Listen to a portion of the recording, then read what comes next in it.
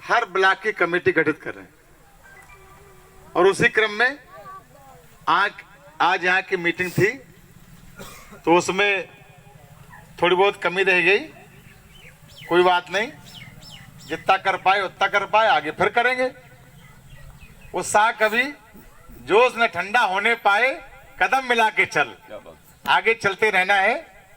तो मैं आज की इस मीटिंग के अध्यक्षता करे आदरणीय अध्यक्ष जी, हमारे पार्टी के आदरणीय प्रदेश अध्यक्ष जी, प्रदेश सचिव जी अब्लाक जी, जिला अध्यक्ष जी और इस ब्लॉक के बहुत ही परिश्रमी, बहुत ही मेहनती, बहुत ही समर्पित ब्लॉक अध्यक्ष भाई संतोष जी और यहाँ पर बैठे हुए हमारे सभी मंसीपुरा के आसपास क्षेत्र के गांव के सभी नाते रिश्तेदार, आप सबके चरणों में मैं अपने आप को समर्पित करता हूं। आप सबको प्रणाम करता हूं। हमारी बहनें, बेटियां, भांजियां, भतीजियां हमारी बात को सुन रही हैं, मैं उनको भी चरणों को स्पर्श करता हूं। आदरणीय प्रदेश अध्यक्ष जी, आपको बताना चाहूंगा कि जब जब हम लोगों ने अपना कोई भी काम प्रारंभ किया, जब भी इटावा की रैली रही हो, चाहे मैनपुरी में मीटिंग रही हो, मंसीरपुरा की भागीदारी हमेशा हमेशा रही। जब से हम लोगों के दिमाग में, हम लोगों के विचार में पार्टी बनाने का भाव आया है, तब से मंसीरपुरा की भागीदारी सक्रियता से रूप से रही है। बोलो भाई, मैं गलत तो नहीं कर रहा हूं? जहां आपको आमंत्रित किया गया वहां आपको बुलाया गया। आप सबके इस सहयोग के लिए, आप सबकी सहृदयता के लिए, आप सबकी अच्छी भावना के लिए मैं आप सबका बहुत ही आभार व्यक्त करता हूं। जहां तक अपनी पार्टी, बैठो, अच्छो नहीं लग रहा का है? बैठो, ये ग्राहक बहुत बैठे, इनकी बात सुने हो तो बेहू आपकी बात सुने। पार्टी का नाम सर्वजन सुखाय पार्टी। हम कभी जाति, धर्म, संप्रदाय, गोत्रवाद की बात नहीं करते।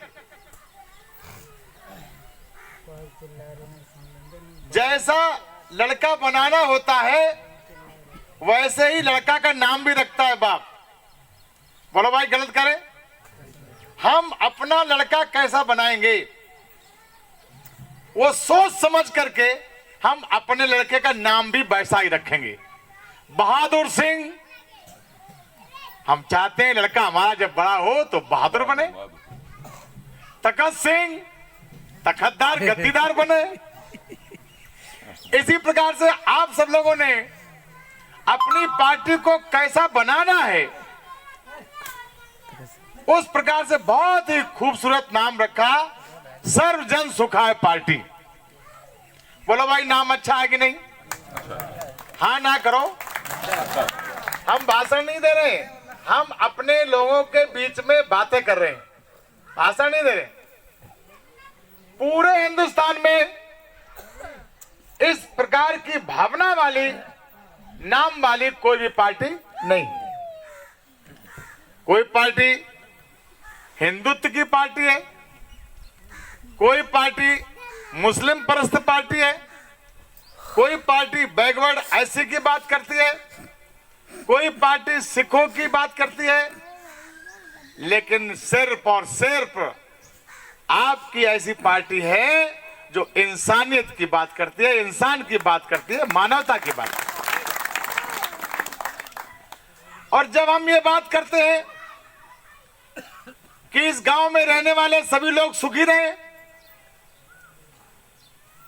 जब हमारा ये लक्ष्य है कि इस गांव में रहने वाले सभी लोग सुखी रहे, हम ये पता लगाए किसके पास 50 कुंतल गेहूं हुआ, किसके पास 25 कुंतल हुआ, किसके पास पूरे साल भर के लिए खाने हुआ कि नहीं हुआ, और किसके पास बिल्कुल नहीं हुआ। तो दुखी कौन है? सुखी सभी तभी हो सकते हैं जब दुखी एक भी नहीं रहे।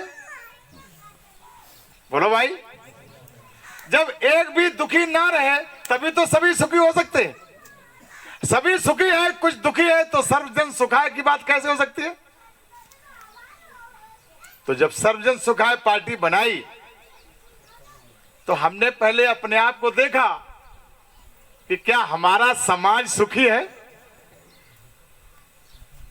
हम सबको सुखी करने की बात करने जा रहे हैं। क्या हमारा समाज, अपना समाज, हमारा आपका जो जिस डीएनए के हम लोग हैं, क्या हम लोग सुखी हैं? तो हमने पाया कि हम दूसरों के सुख की बात करते हैं, हम खुद ही घुट घुट करके जिंदगी जी रहे हैं। हम खुद ही डर डर के जिंदगी जी रहे हैं। हम खुद ही अपमानित, उपेक्षित, हक वंचित की जिंदगी जी रहे हैं। हम स्वयं सीना तान करके नहीं चल सकते, मूंछों पर ताव दे करके नहीं चल सकते, सिर ऊंचा उठा करके नहीं चल सकते। हमारी ऐसी परिस्थितियां नहीं है। और तब हमने बीड़ा उठाया कि पहले हम अपने को ठीक करें, अपने ठुके पिटे लुटे उपेक्षित हकवंचित शोषित पीड़ित लोगों की पीड़ा को दूर करें, और फिर हमारे जैसे जितने भी लोग बैकवर्ड में, एससी में, माइनॉरिटी में जितने भी लोग हैं, उन सबको साथ में लेकर के हम एक जबरदस्त पार्टी का अभियान चलाएं। तब पूरे देश में सर्वजन सुखाय का भावना बलवती हो सकती है। बोलो भाई, ये होना चाहिए नहीं होना चाहिए? तो आज हम देख रहे हैं, हमने देखा कि हम लोग बहुत उपेक्षित हैं। अब क्यों उपेक्षित हैं? ये हमारी अपनी खुद की कमी है। हम मुगलों के गुलाम हुए, हमारी कमियां रही। बोलो भाई, रहेंगी नहीं रही? हम आपस में लड़ गए। पृथ्वीराज जयचंद ने बुलाया था मोहम्मद गौरी को पृथ्वीराज चौहान को दुरुस्त करने के लिए। तो मोहम्मद गौरी ने पृथ्वीराज चौहान को दुरुस्त कर दिया, और इसके बाद कहा कि चलो जयचंद तुम भी ठीक हो जाओ। जयचंद को भी ठीक कर दिया। मुगल ऐसे ही तो आए, और इसके बाद हम गुलाम हुए अंग्रेजों के, और अंग्रेजों के गुलाम हुए, उसकी भी हमारी कुछ मजबूरी थी। और इसके बाद हम गुलाम हो गए पड़ोसियों के। सही बात है, बिल्कुल सही बात। जो कुछ भी नहीं थे, हम इतने कमजोर हो गए, हम इतने हथियार डाल दिए, हमने इतना सोचना बंद कर दिया, जो कुछ नहीं थे उनके हम गुलाम हो गए। अरे जरा सोचे हम लोग। मैं कल सिकोबाद की मीटिंग ले रहा था, रिपधुनी, उरावल, भारौल, यहां हमारे पुरखे घोड़ी पर सवार होकर के अपना दरबार चलाया करते थे। और जब कभी हमारे पुरखे घोड़ी पर सवार होकर के दरबार पर बैठ करके अपना दरबार चलाया करते थे, तो आज जो हम पर हुक्म चला रहे हैं, उनके बाप दादा परबाबा की हैसियत हमारे परबाबा के दरबार में दरबारी की भी नहीं थी, चौकीदार की भी नहीं थी। और आज हमने भरोसा क्या कर लिया, हमने अपना बरादरी का क्या मान लिया, हमने अपना भाई क्या मान लिया, कि आज हमारी उनके दरबार में चौकीदार की हैसियत नहीं।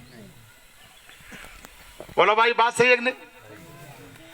जो व्यापारी अपनी साल की बैलेंस शीट नहीं बनाता, वो हमेशा घाटे में रहता है। इस खेत में ये फसल की हमने, वो फसल हमको फायदा दिया या नुकसान दिया, अगर हम ये कैलकुलेशन नहीं करेंगे तो फिर अगली फसल में नुकसान फायदा पता कैसे लगाओगे? आप बताइए।